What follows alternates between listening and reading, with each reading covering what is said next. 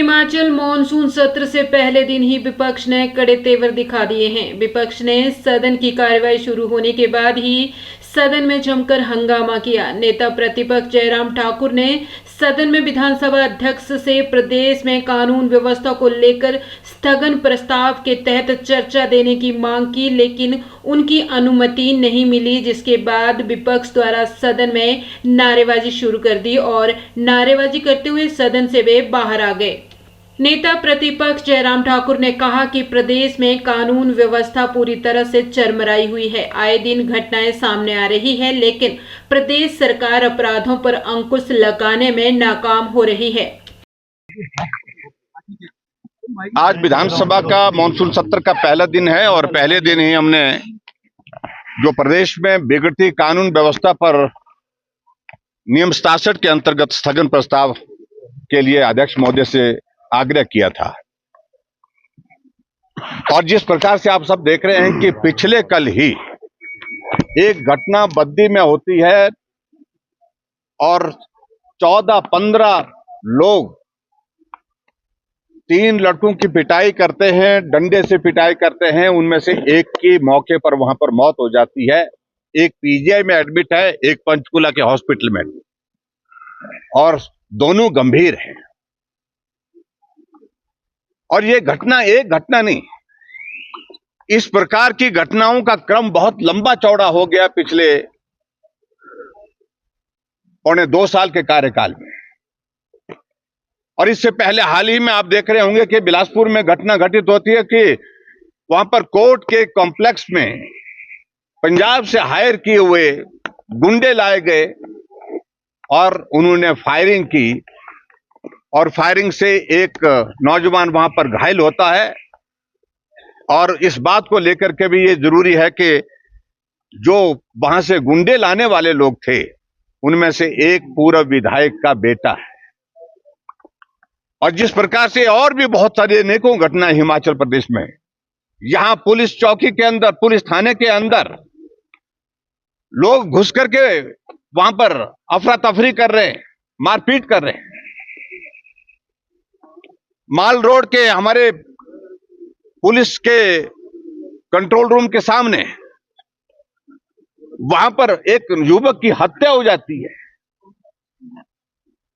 अनेकों क्रम इस प्रकार के हैं जिसके कारण हिमाचल प्रदेश में कानून व्यवस्था नाम की कोई चीज नहीं रह गई। और हिमाचल प्रदेश में पूरी सरकार ने पुलिस को किसी और काम में लगा के रखा है। भारतीय जनता पार्टी के विपक्ष के विधायकों को प्रताड़ित करना, उनके फोन की रिकॉर्डिंग करना, और इसके अलावा हमारे चुने हुए विधायकों को 4-4 घंटे पुलिस स्टेशन पर बिठा करके उनको प्रताड़ित करने के लिए इस काम में लगा के रखा हुआ है। और कुछ लोगों को इतनी सुरक्षा दे रखी है Z+ की कैटेगरी से भी ज्यादा, चाहे वो CPS है, चाहे वो चेयरमैन है। कोई भी आदमी जो है वो सुरक्षा के बिना नहीं है। आगे पायलट चलती है, पीछे एस्कॉर्ट चलती है। पुलिस ऐसे काम में लगा के रखी है। शिमला में पुलिस हेडक्वार्टर में 25 के करीब अधिकारी हैं जिनको कोई काम नहीं है। लीव रिजर्व की वहां पर उनकी जो है वहां पर पोस्टिंग दे रखी है, जहां एक भी कुर्सी बैठने के लिए उनके पास नहीं है, ना कोई काम। आखिरकार ये हो क्या रहा है? अब जिस प्रकार से माननीय मुख्यमंत्री और संसदीय कार्य मंत्री जी ने जवाब देकर के इस सारी चर्चा को डाइवर्ट करने की कोशिश की, मेरा यह मानना है कि ना मुख्यमंत्री जी गंभीरता से ले रहे हैं, और जहां मुख्यमंत्री जी इस बात का जिक्र कर रहे हैं कि हिमाचल प्रदेश में चिट्टे के और जो ड्रग पेडलर्स हैं, ड्रग का जो माफिया है, ये उससे जुड़ा हुआ मामला, जुड़ा हुआ जिससे मर्जी से हो, लेकिन कार्रवाई तो कानून के मुताबिक होनी चाहिए। अभी तक जो जानकारी मिली है, बद्दी वाले मामले में 3 लोगों को गिरफ्तार किया गया। वो बाकी 15 लोग कहां जिनकी वीडियो बनी पड़ी हुई है, जो पिटाई करते डांग से सिर पे मार रहे हैं और चौक पे मार रहे हैं, सबके सामने मार रहे हैं। वो लोग कौन है? वो भी ड्रग माफिया हैं, लेकिन संरक्षण उनको प्राप्त है। इस कारण से अभी तक उनकी गिरफ्तारी नहीं हो पाई है। उनमें से चुना जा रहा है कि किस आदमी को गिरफ्तार करना है और किसको नहीं करना है। इसलिए इस चर्चा की बहुत बड़ी आवश्यकता थी। आज सारी कार्यवाही स्थगित करके इस विषय पर चर्चा होना बहुत लाजमी।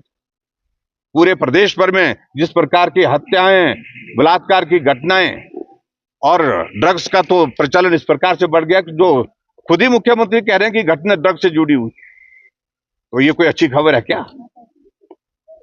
तो ऐसे में आज इस पर चर्चा नहीं देना। हालांकि मुझे लग रहा था अध्यक्ष महोदय जी का मन बन रहा था, लेकिन सरकार के दबाव में मुख्यमंत्री और पार्लियामेंट्री अफेयर मिनिस्टर बार बार इस बात को, इस चर्चा को रोकना चाह रहे थे। अरे चर्चा कब तक रोकेंगे, जो प्रदेश में हालात क्या बन गए हुए हैं।